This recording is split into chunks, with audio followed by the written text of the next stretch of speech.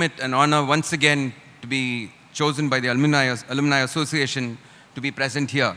Ms. Chandricka Tandon, and I would go on, but then let's just look at her fields. Very different. She's been away from the bureaucracy, 30 years of business, education, music, and humanitarian efforts. She actually completed her schooling from the Holy Angels Convent in Chennai. And for those of you who are very much used to the television age, we belong to the time when there was no television.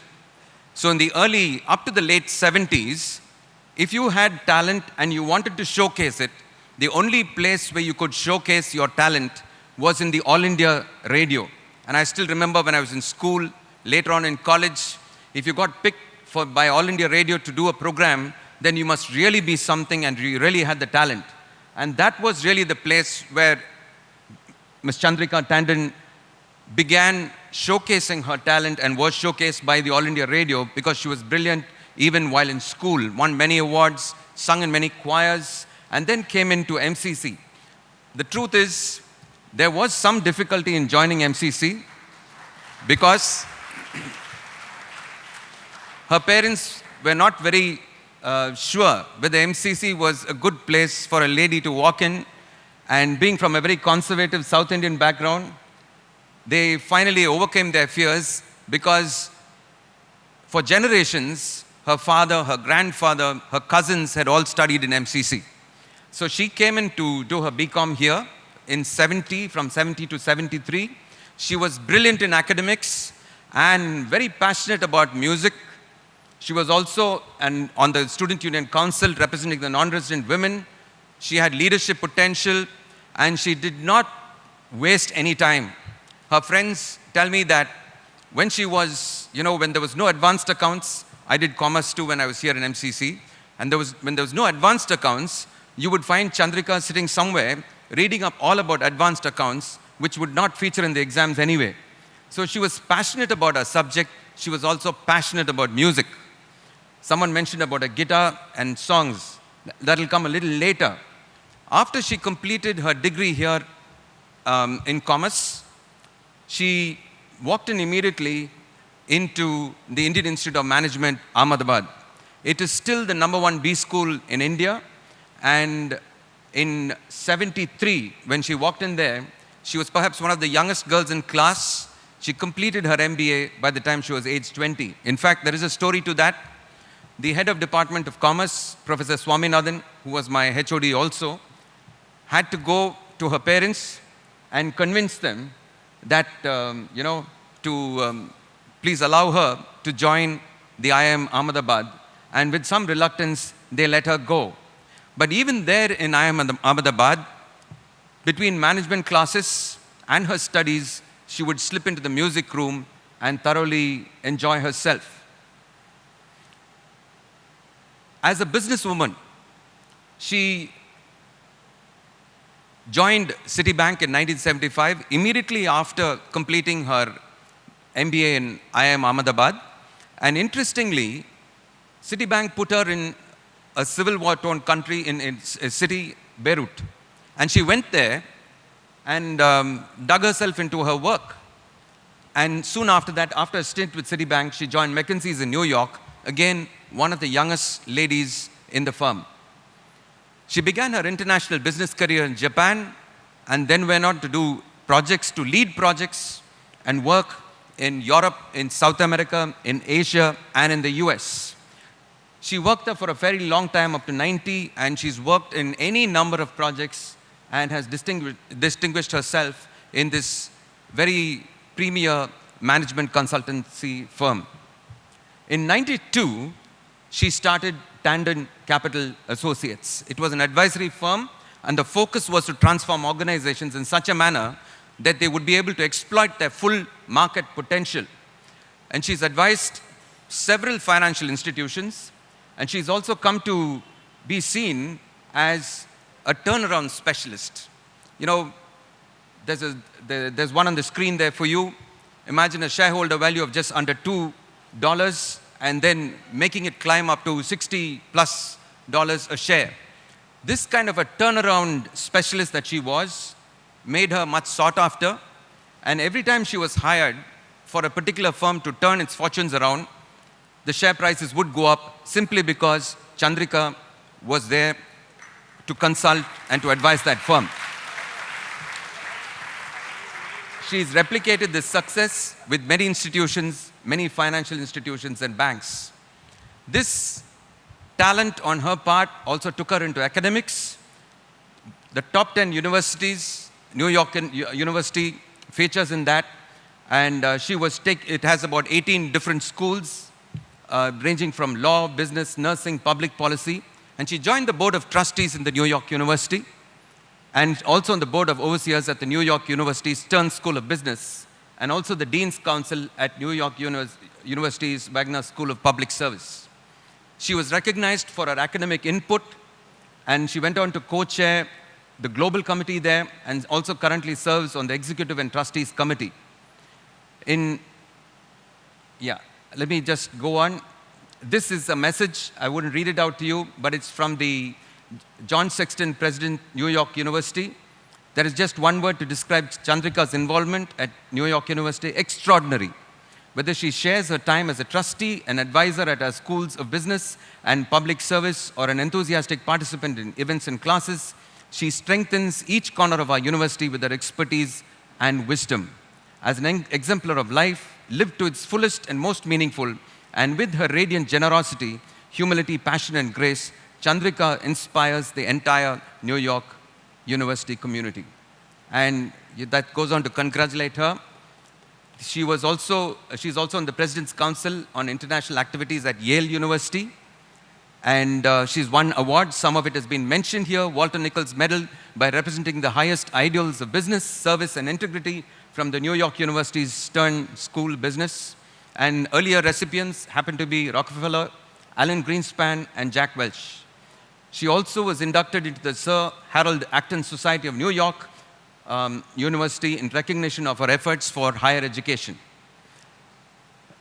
In 2011, the Indian Institute of Management, Ahmedabad, for the first time, organized the Distinguished Alumnus Award Series, and the first recipient was Ms. Chandrika Tandon. This is Chandrika at the Golden Jubilee celebrations, letting go of her musical talent, and that brings us...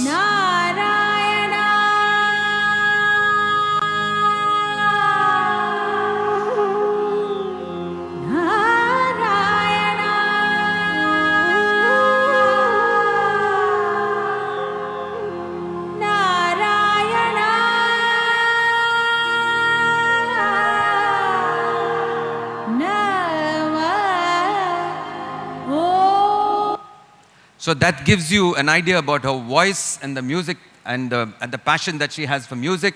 She sings, by the way, in Sanskrit, English, French, Portuguese, Spanish. That's a bit too much.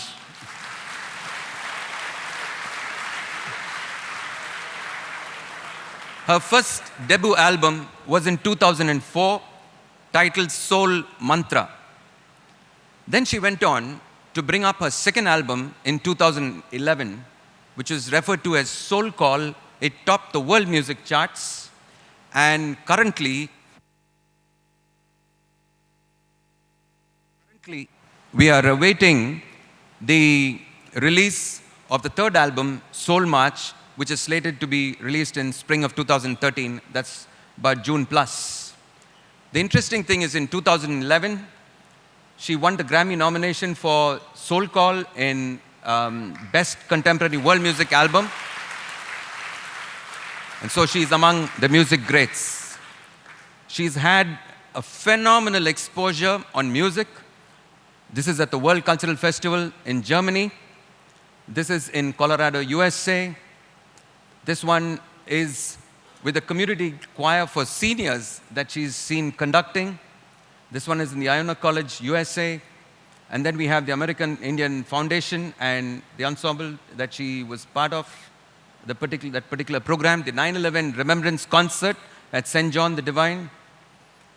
And this, friends, brings us to the last part of this very versatile woman who has been rightfully awarded this award this evening. She began the Krishnamurti Tandon Foundation to support education, arts, and spirituality.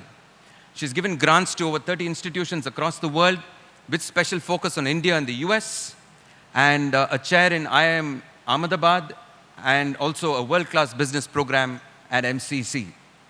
This is with her husband, Ranjan, and her daughter, Lita, happily married, well settled in New York City.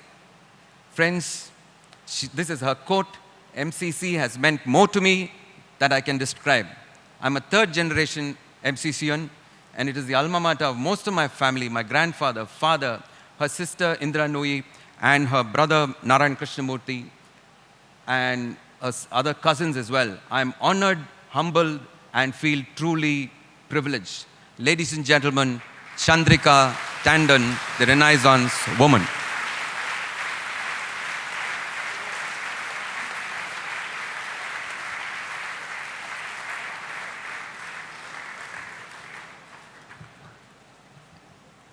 I will read out the plaque which will be presented to Ms. Chandrika Tandon. It says, the Madras Christian College Alumni Association Distinguished Alumni Award, presented to Ms. Chandrika Tandon, Chairperson, Tandon Capital Associates.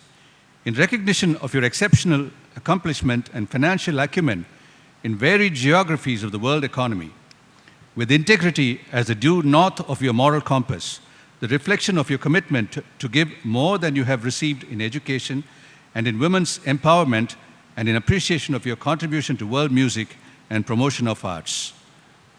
Mr. K.M. Maman will present the plaque to Ms. Chandrika Tandon.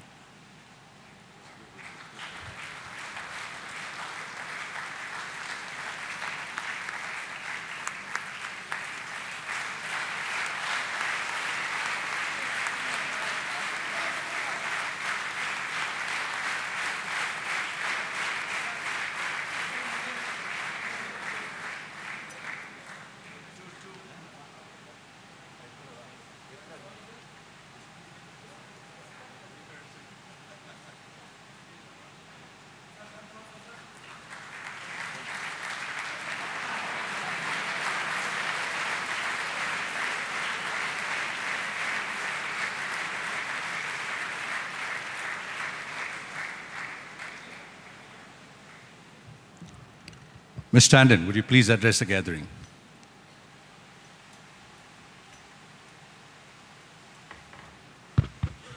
Can you all hear me? I thought I shouldn't even make a speech because everything that's needed to be said has been said. There's been a terrific, in fact, that presentation made me look much better than I think of myself. When Altaf called me up and said we were considering you for this distinguished alumnus, I said, you must be kidding. And for the next month, pretty much I persuaded him that he ought to find other people. And I think I came up with other names that he should also be looking at. Mr. Seshan, I'm honored to be here on this platform with you. You inspire me. Thank you.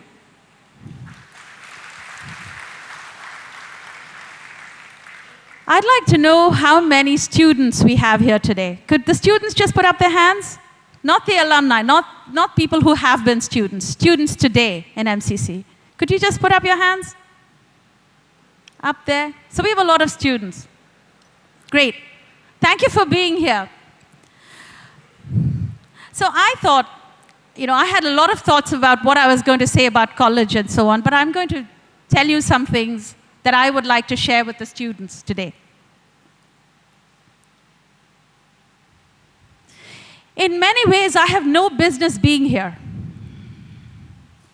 I come from a very, very, very simple family. From the time I was 3, my earliest memory was my mother buying ever-silver vessels so that she could stock my trousseau so that I could get married. And I was in Holy Angels Convent, and every girl that came to my house, my mother would say, "Dun-ta-dun, you just wait, at 15 she'll be married, and you will be invited to the wedding." This was what was going on in one big part of my life. Now, on the other hand, the person I dedicate this whole award to was my grandfather, who fed me on stories of McPhail and Anderson and Boyd in this distant college called Madras Christian College. And it was really distant. We lived in T Nagar and Tambaram. I had never visited Tambaram. In fact, I don't think I'd really traveled very far beyond 4 or 5 or 6 blocks of T Nagar, because our school and home were very close to each other. And then I decided I was going to MCC. I was going to college and I was going to MCC. This began a hunger strike, because my mother wasn't going to have any of this. You know, she had plans to get me married. So for the very first time, the headmistress of my Holy Angels convent, Sister Mary Nesson, in a white habit, and I'd never ever seen her in my 12 years leave Holy Angels convent. She walked through G.N. Chetty Road and came to my house to beg my mother to let me go to Madras Christian College. My grandfather stood by in silent support. So that's why I'm here, and I'm really grateful to my teacher. And then Professor Swaminathan repeated this whole experience many years later. MCC was a gift to me in a profound way, in a way that I can't even begin to explain to you. First, I knew that I could be with boys. Boys weren't bad. That I could work with them, that I could beat them. It was actually a shock. I could find other dimensions of myself. You know, I could sing, and we have some of our friends here, we were singing Dammaro Dam, we were singing in radio shows, we were singing everywhere that was possible. We were doing skits, we were really part of multiple activities. We were standing at the end of selling tickets in the middle of street corners because we had some fun fair or something like that. So we did a lot of things that I would not have done. And then I went to Ahmedabad with Professor Swaminathan's help, because again, my second hunger strike was when Professor Swaminathan literally had to come and break my strike with my mother, because he said, you've got to send her. It's not a trivial thing to get in. And at that time, I've got a couple of my classmates here. There were 100,000 students, and I think we had 116 people that got in. And by far, there were a few of us, 5 or 6 of us, with a 3-year degree, and we were up against these brilliant IIT guys that were just so far ahead of us. So it was a shock and a lot of luck. So in the course of my years, I've had a lot of gifts. And these gifts weren't money, even though we've spoken a lot about money today. But these gifts weren't money. I had 20, we were a lower middle class family. We had a beautiful house, but we didn't have much to speak of. But what I thought I'd do today, and it's really for all you students out there, I thought I'd just share with you what I consider some of the greatest gifts of my life. Things that I wouldn't exchange for anything else. And they're like disguised gifts, because they're almost like dares, because they require a lot of hard work. The first gift I would share with you is a gift of commitment and courage and a completely unbroken mind. It sounds very vague, but let me tell you, every night we had this routine with my grandfather. My sister and I, many of you know my sister, Indra Nui, who's also an alumnus of the college. Literally, there was a little round stool, and we would have to sit on this stool, and my grandfather would read plays which we couldn't understand, because they were Shakespeare. They were sort of original Shakespeare plays. They were original plays of Thackeray and a lot of poems. And one of the poems that he would read